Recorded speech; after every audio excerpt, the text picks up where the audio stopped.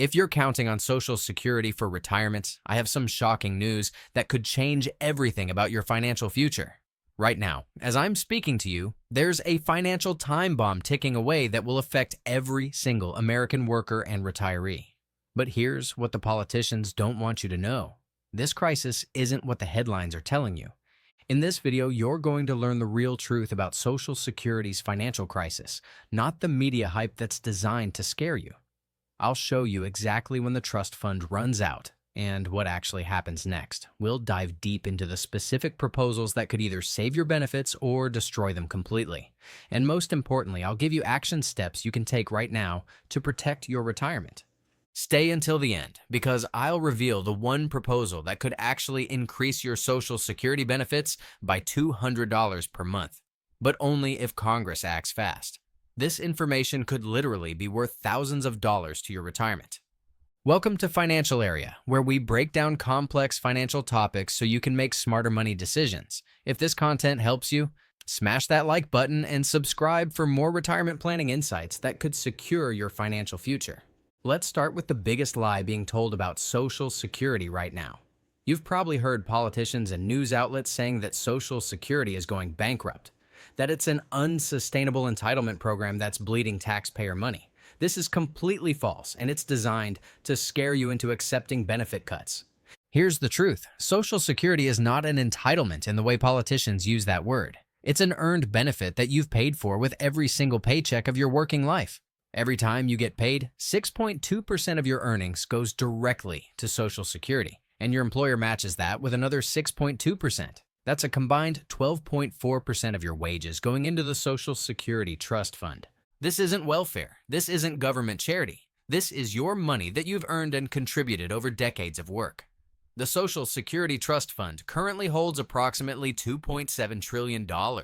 That's trillion with a T. This massive fund exists because for decades, more money was coming in from worker contributions than was being paid out in benefits. But here's where the real crisis begins. The situation has flipped. Today, the amount being paid out in benefits exceeds what's coming in from payroll taxes.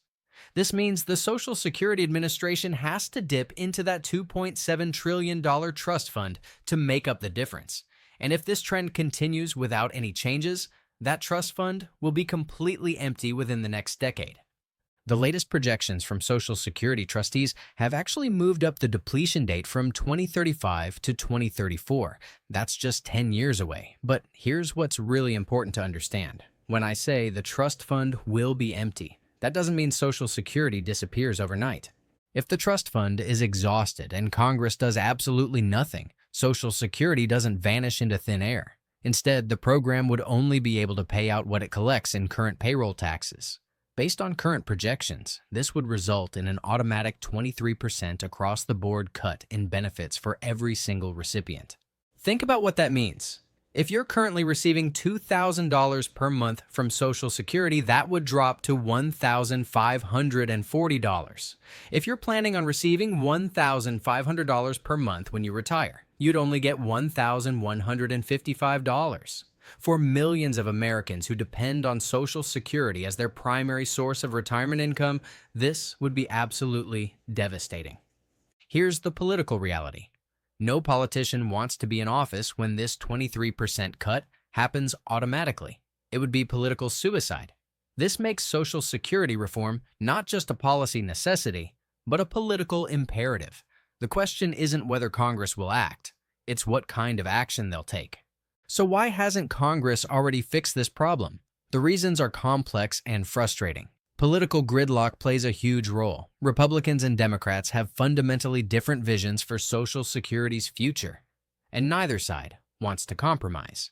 There's also the simple fact that making the necessary changes requires tough decisions that could be unpopular with voters.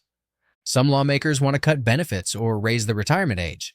Others want to raise taxes.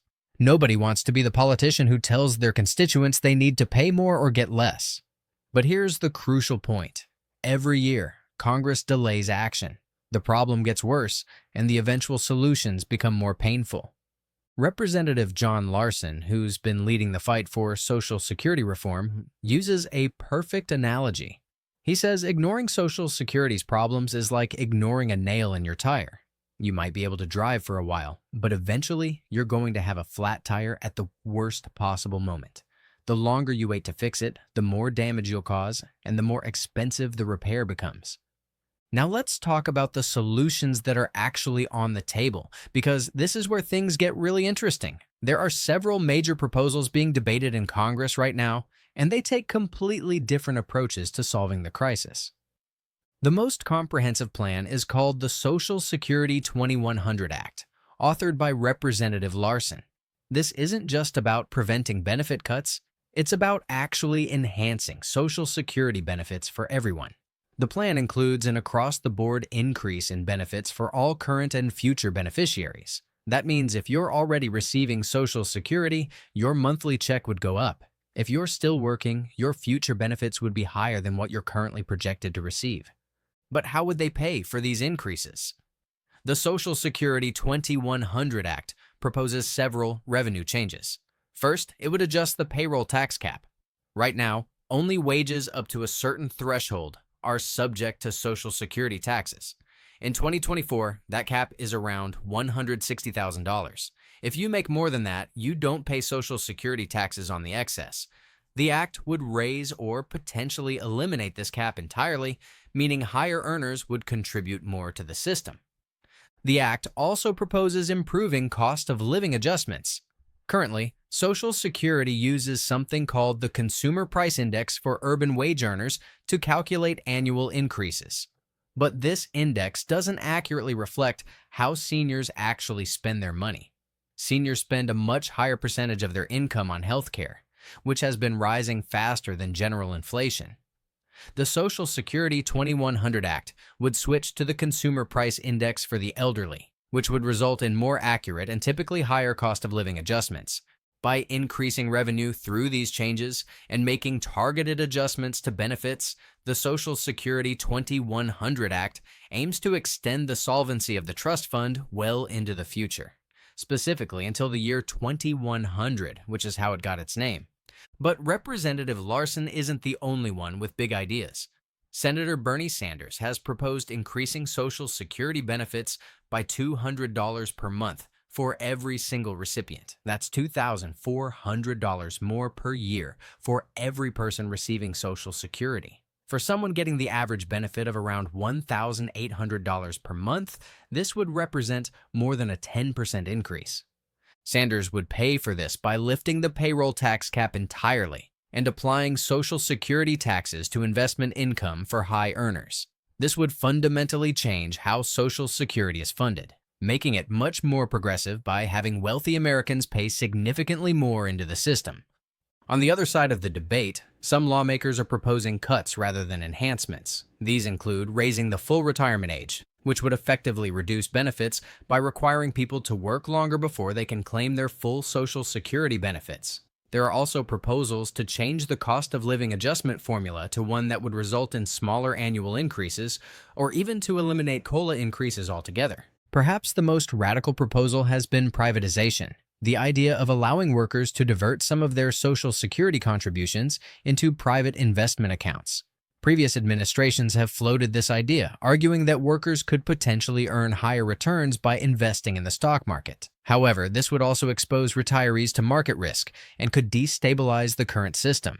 There's also something called the Social Security Fairness Act that recently passed, but here's the problem.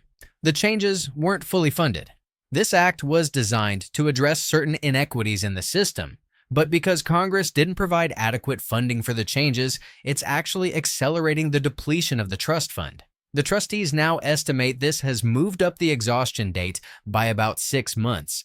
This is a perfect example of why piecemeal fixes don't work. You can't just increase benefits or fix inequities without addressing the underlying funding structure. It's like trying to fix a leaky bucket by pouring more water into it instead of patching the holes.